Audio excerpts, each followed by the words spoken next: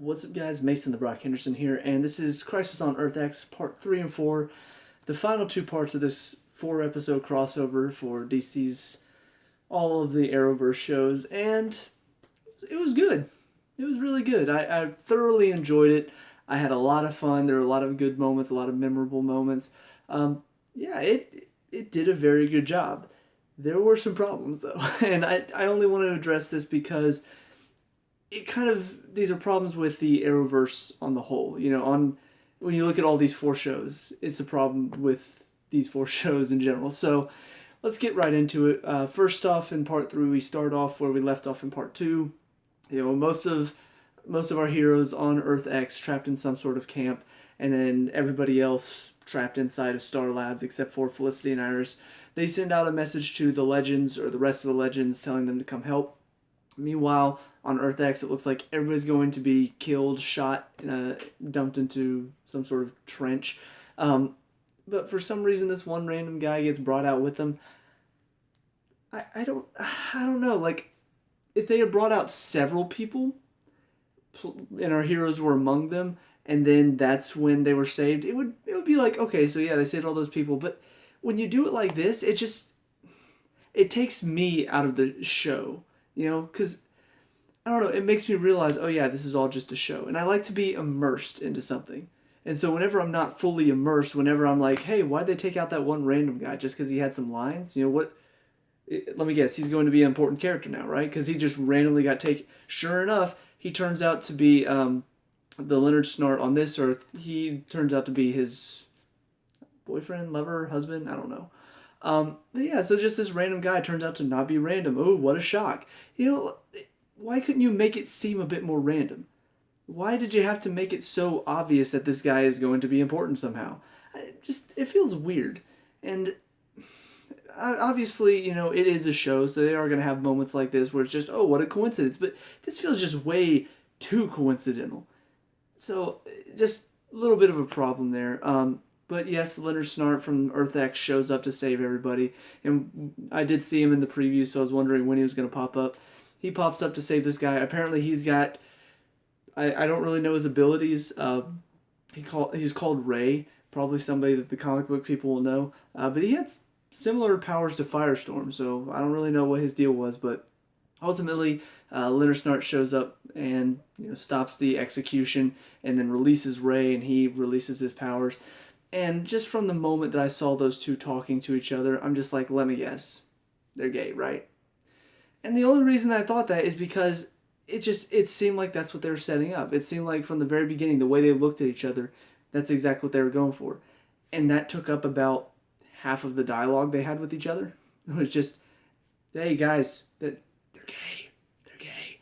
And another problem that I have with the CW Arrowverse overall is that they just try to force this into scenes where it's not even required.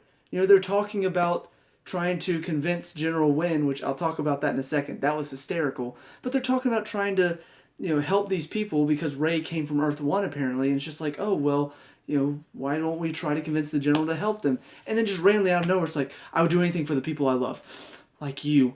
And I'm just like, really? Like, in a scene like this, you're just all of a sudden going to get romantic because you wanted to just be like, hey guys, look, two guys kissing, totally normal. We're 100% cool with it. Go gay people. You don't have to force it into random scenes. An example of it done well and not forceful, when you first meet Aaron in The Walking Dead. They first met him, it's like, who's this random guy? Can we trust him? He comes into the group, he finds them, he helps them out, and then he manages to make it back to Eric, his boyfriend. And in that moment, that's when they embrace and kiss. Because it's like, well, Eric's he got hurt badly. He was in danger. It makes sense in that scene because he cared about him and he was worried about his safety. But in this scene, it's just like, hey guys, we're going to throw something out there.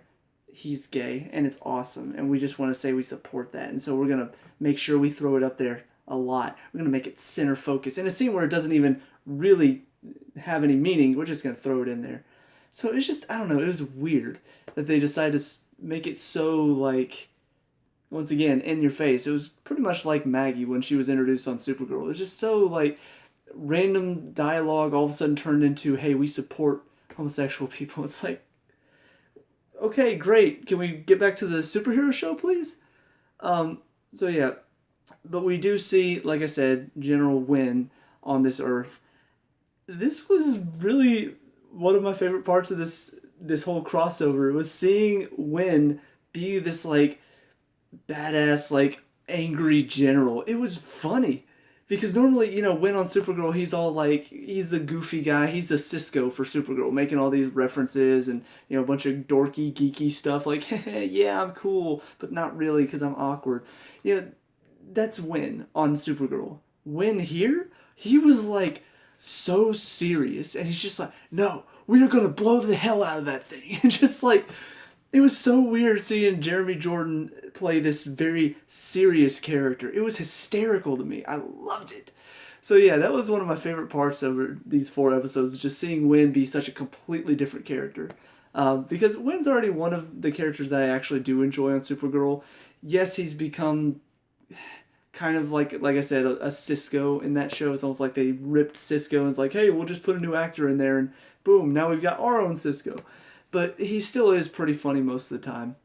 So getting to see him be the commander here and just yelling at everybody, the conversation that he and Alex have is just like, you can never imagine the Wynn on Supergirl's Earth talking like that to Alex. So I don't know, I really, really enjoy getting to see Wynn like that. But ultimately, Snart and Ray managed to convince Wynn that they need to help them out.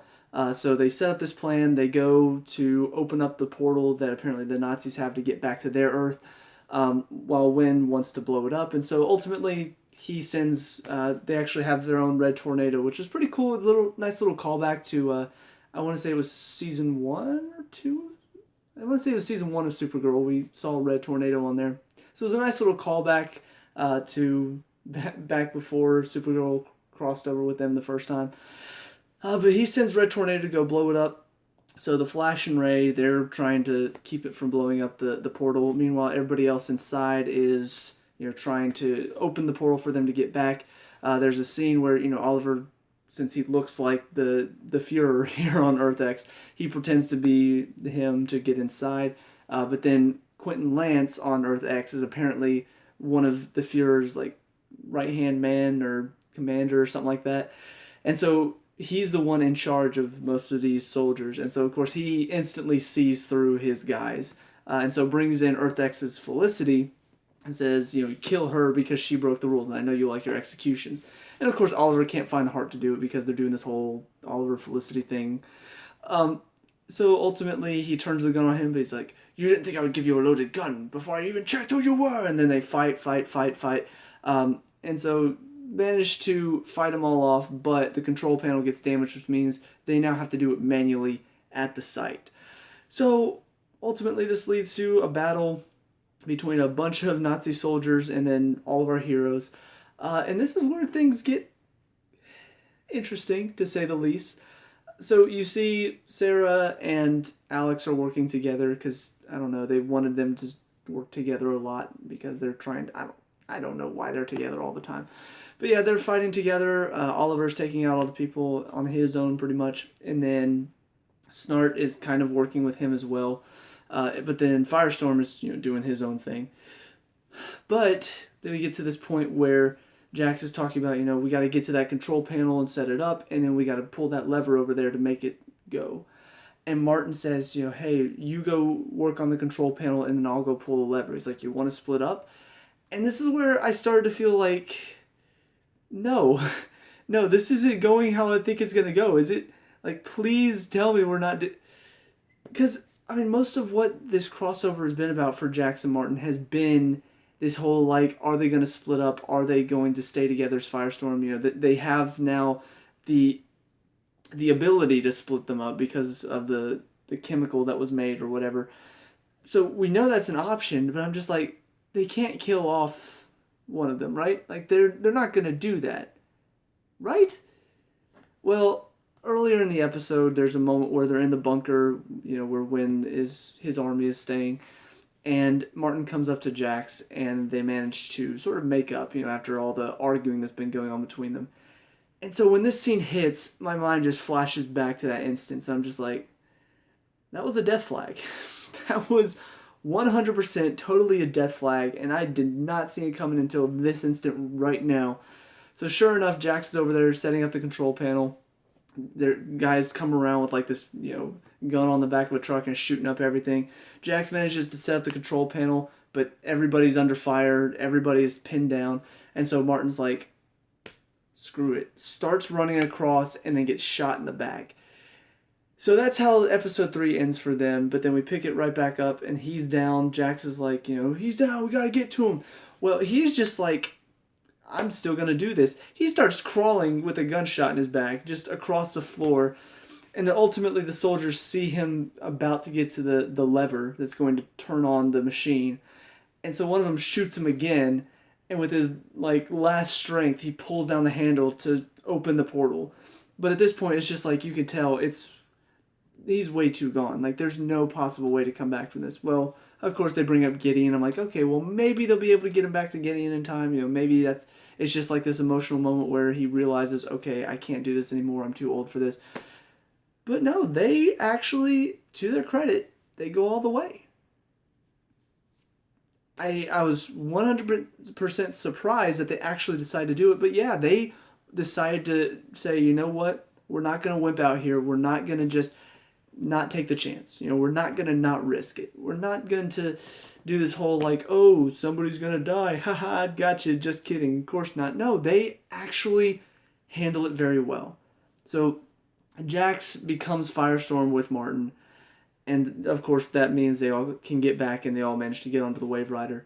Well, Jax and Martin are both in the med bay.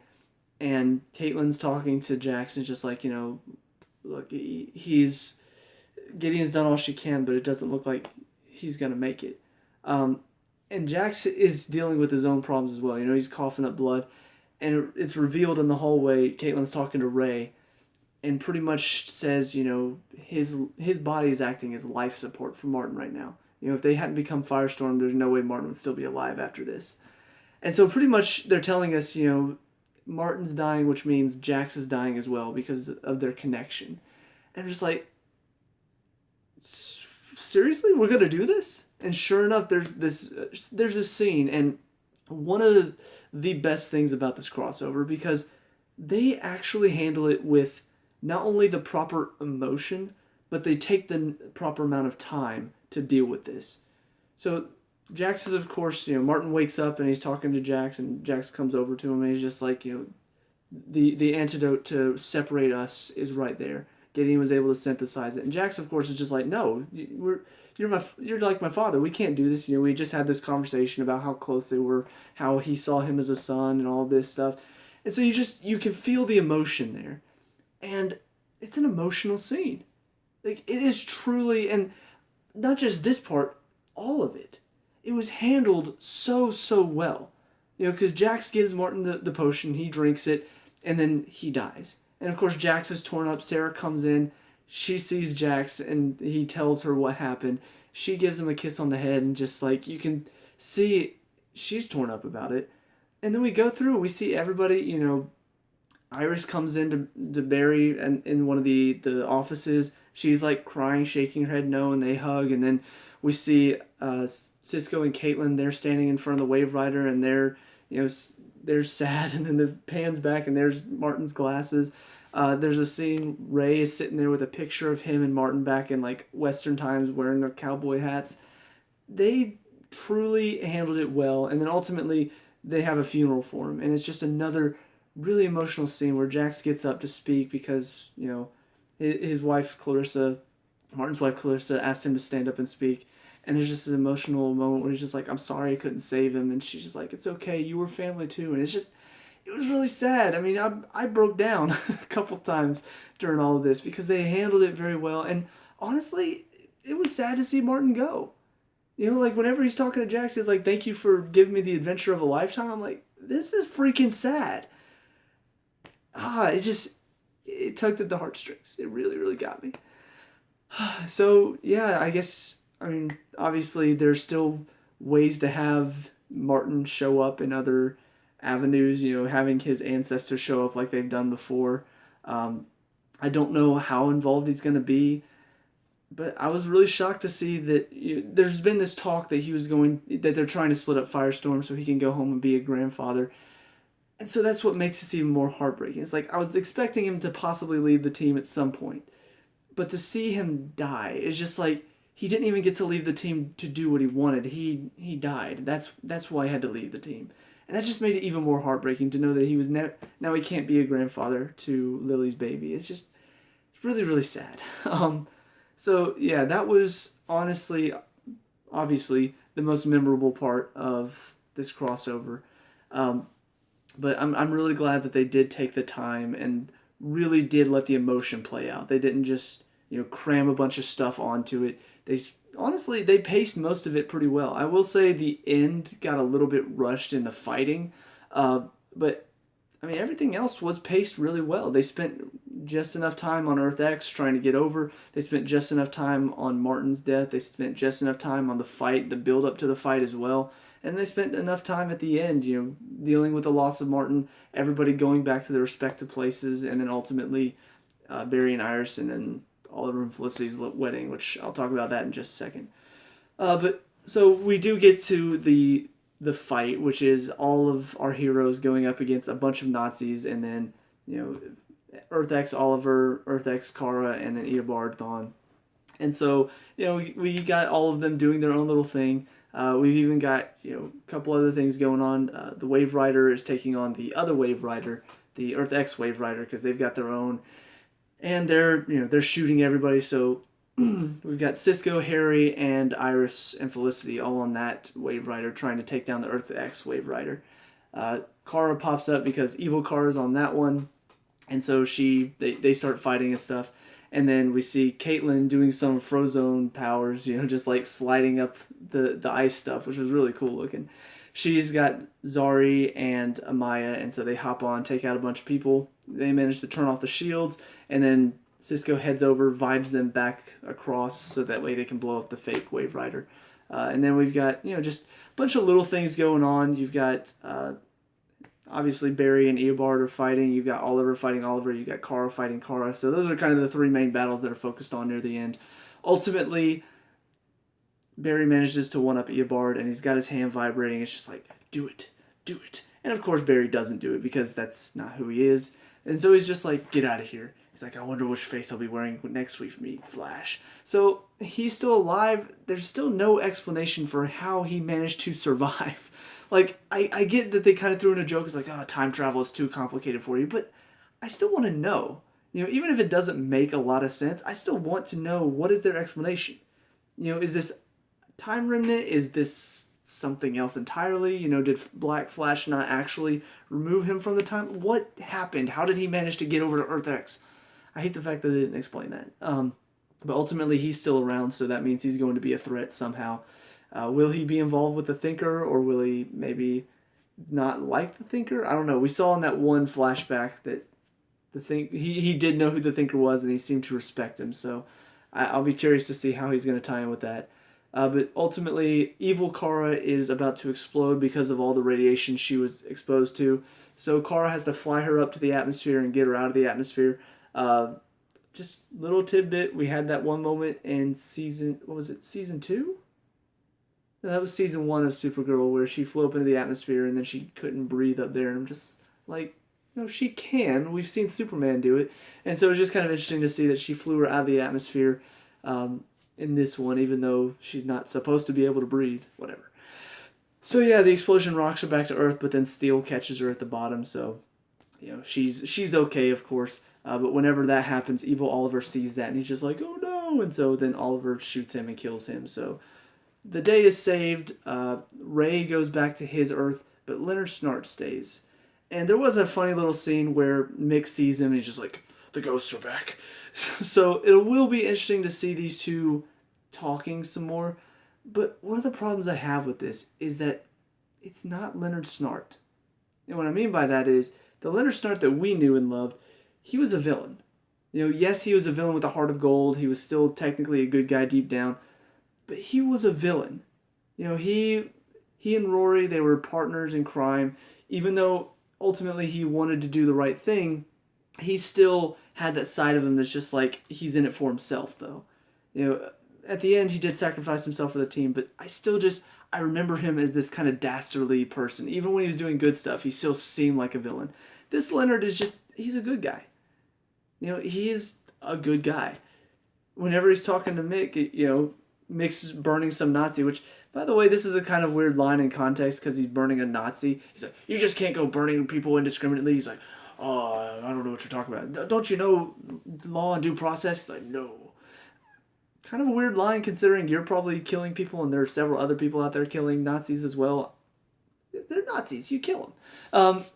But yeah, I mean, that line right there is just like, it's not going to be the same. It's not going to be the same camaraderie that they had before. You know, where that our Leonard Snart, the one that we knew, the arguments they had were more about the team and trying to help them, not necessarily because you're a good guy, but because you're trying to save the world. You know, what's the point of robbing everybody if the world's not around for people to rob in? You know, this Leonard Snart is going to try to turn him because he's a good guy. He believes in the law, and he believes, he talks about the Mick Roy on that earth. Another funny line. It's just like, he was a respectable man. He died saving cops. He's just like, I died trying to save some pigs. So, funny stuff like that. But at the same time, it's not going to be the same. So, I hope they have some clever ideas for this. I hope they have some good ideas for what they're going to do with this new duo, having a good guy Snart and then bad guy Rory and them working together. But at the same time, I'm still going to think back to the old days. Having two villains working together, but one villain just wanted to burn everything and the other villain actually wanted to he wanted to do something that was bigger than himself. I'm going to miss those days. And so I'm glad to have Leonard Snart back on the team, but it's just not going to be the same, and I'm disappointed by that. But ultimately, he decides to stay. Ray goes back to Earth X, which is kind of weird when you think about it, because Ray was from Earth 1, now he's on Earth X, and Leonard Snart's from Earth X, and now he's on Earth 1. I don't know. I should probably start calling him Leo, that way I don't get things confused. But anyway. Ultimately, though, he's staying a part of the team. Kara and Alex head back to their Earth, kind of with a new light look on things, so hopefully...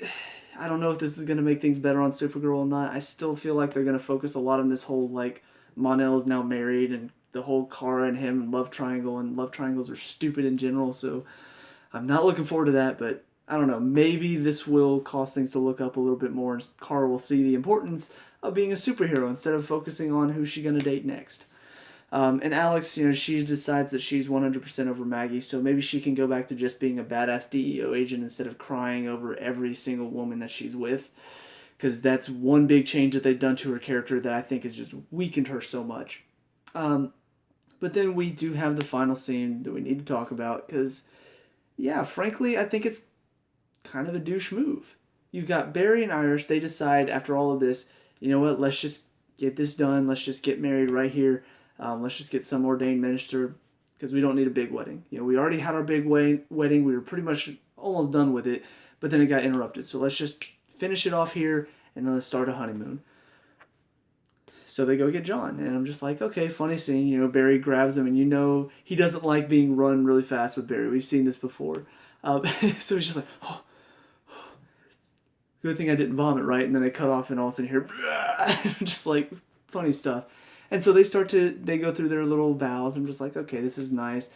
And then he's just like, Barry, Iris, I now pronounce it. And Felicity's like, wait! I'm like, oh no, you're not going to do this. You are not going to do this. They do it. Felicity's like, Oliver, I want to get married too.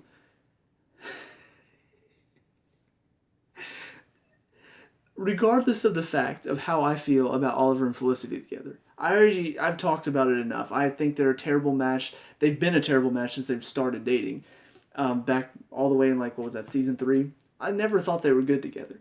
They're two different people, entirely different people. They want different things. They're not a good match. I don't care if people think they're cute. I don't care if people ship them all the time because they're two attractive people. They're not a good match. So, despite that feeling, that's not the problem I have with this. The problem I have with this is you're trying to get in on the Barry and Irish stuff. That's the problem I have, because out of all of the CW shows, there are a lot of relationships in the CW shows. Some of them I don't care about, some of them I do care about, some of them are just like terrible. Oliver and Felicity being one of those. Barry and Iris are like the best. Like, they even talk about it all the time. Oh, it's Barry and Iris, it's Barry and Iris. They talk about it like they're the best, because they are. They have the best story. The Flash has done a very good job of building up their story from season one. They've gone through a lot of stuff. They've known each other forever. It's been a great story to witness. In the midst of all the superhero fighting, it's been a love story that I've enjoyed thoroughly. Because, one, it hasn't taken the focus away from everything else that's just as important. It's been another story for Barry to deal with. His love for Iris and how he feels about her and all that stuff. It's been great. So, the fact that they tried to do this whole Olicity thing right there on top of Barry and Iris is like, it's just like last year when they were doing the whole Kara Mon-El thing, whenever they had the crossover with Flash and Supergirl, that abracadabra guy, whatever his name was. What was his name? I forget, I don't care. But he popped up, and Barry and Kara had to go through their own sort of reflective journeys about who, Barry had to think about Iris and Kara had to think about Mon-El. And what I hated about the episode was how it tried to build up the importance of Kara Mon-El like it was on the same level as Barry and Iris. And I'm like, no, you met this guy 3 months ago, and you feel like you're in love with him now. Even though you've only been dating for like less than a month or something like that. And they've just been arguing nonstop through most of that time. I'm just like, you're trying to compare these two relationships. There's no comparison. Barry and Iris have had a great love story. You and Mon-El are just like two wannabe love stories. Those fake love stories that are being written about and movies made about. That's your love story. Barry and Iris is an actual love story. Like, that is good stuff. Same thing for Oliver and Felicity. What is their relationship based off of? Felicity think he looks good. That's it. They could say whatever they want. She could talk about, oh, you're a good man deep down. You've said countless times how you think he's going too far, or oh, you need to change this, or oh, you need to do that. It's not a good relationship. So to have them step in on Barry and Iris' territory is like, no, you cannot compare these two things. Barry and Iris, Oliver and Felicity. And that's what pisses me off about it. And that's what I hate about these shows overall, is that they try to give importance to certain things that don't deserve it. Oliver and Felicity, Alex and Maggie, Kara and Mon-El, a bunch of other stuff. All these little things that they feel like are so important. Oh, guys, we need to talk about this. We need to spend so much time on this. One, it's not good, and two, it's not interesting. That's the frustration, and that's why, to end it on that note as well, after everything that happened with Jax and Martin, and they would go through his funeral, and I'm just like, this is emotional stuff. You get to that final scene, you're just like, yes, Barry and Iris, they're finally going to get married. It's finally going to happen. They're going to be Barry and Iris West Allen. It's going to be awesome. And then Oliver and Felicity are just like, oh, hey, let's butt in on your territory. You spent most of this crossover arguing about whether or not you wanted to get married. And so, yeah, my frustrations are there, but they're kind of isolated. And so that's why overall I'm going to say this crossover was a huge success, because it was a lot of fun, the action was good, the emotion was there. There were some problems, but they're very isolated incidents, and they're probably problems that whenever they go back to their own respective shows, I'll continue to have those problems. But when I think about the crossover overall, I can ignore those issues. I can ignore the Oliver and Felicity stuff. I can ignore Alex and Kara and all that stuff. I can ignore everything that I don't really enjoy, because frankly, it's an isolated incidents. So yes, overall, really enjoyed this crossover event. Hopefully, going back to their own individual shows, next week is going to be the mid-season finale for all 4 of the shows. I'm hoping to get some more interesting storylines. Obviously, they're probably going to take some of what happened into their shows, and that's what I'm hoping. Looking at Supergirl, seeing Alex and Kara come back with sort of new states of mind because of what happened here, saving the world, all of that stuff. I'm hoping they're going to take that back to their show, and it'll change the show a little bit. It'll start to get them a bit more focused on what's important, instead of just talking about, oh, I'm heartbroken, oh, da da da da da. Nobody cares. let's get to saving the world. Let's get back to superhero stuff. Oliver, he hasn't been a superhero this entire season. He only came back because Diggle's hand is shaking now. That's the only reason he's Green Arrow again. Why don't we get back to what's important? If you're not going to be Green Arrow anymore, push Oliver to the side. Let's focus on Diggle then. If he's going to be the Green Arrow, he needs to be the focus. But just Oliver still being the focus when all he's doing is just taking care of his kid, that's not what's important. It is important. Fathers taking care of the sons is important. But in a show called Arrow, that's not what's important. And that's what I've been arguing. Arrow, Supergirl, these two shows, they don't focus on what the title of the show says. Arrow isn't focusing on Arrow. It's focusing on Oliver trying to be a dad. Supergirl isn't focusing on Supergirl. It's focused on, Kara dealing with Mon-El and Alex dealing with Maggie. She's not being Supergirl at all. The Flash, it focuses on the Flash. He's dealing with the Thinker this entire season. Last season it did get a little bit more focused on him and Iris and the fact that she was going to die, but, it was still the Flash. He was still being the Flash trying to save her because ultimately him being the Flash is what got her killed in the first place. Legends of Tomorrow, it's all focused on the Legends. They're saving the world. They're trying to go through time and save time itself. That's what makes these two shows work, and that's what makes Supergirl and Arrow not work. And I'm hoping they can take what they've learned from the show, hopefully, and take it back to their shows and make them better. Because I do want to enjoy Supergirl. I do want to enjoy Arrow. I want to enjoy Black Lightning when it comes. I want to continue to enjoy The Flash and Legends of Tomorrow. So, yeah, overall, enjoyed this. Hoping to enjoy what's to come for these Arrowverse shows. But that's it for me, so let me know what you guys think down in the comment section below. What were your thoughts on the Crisis on Earth X crossover? Let me know. We can talk about and discuss all that good stuff. Leave a like and subscribe for future Arrowverse CW show reviews, and I'll see you guys in the next one. Peace out.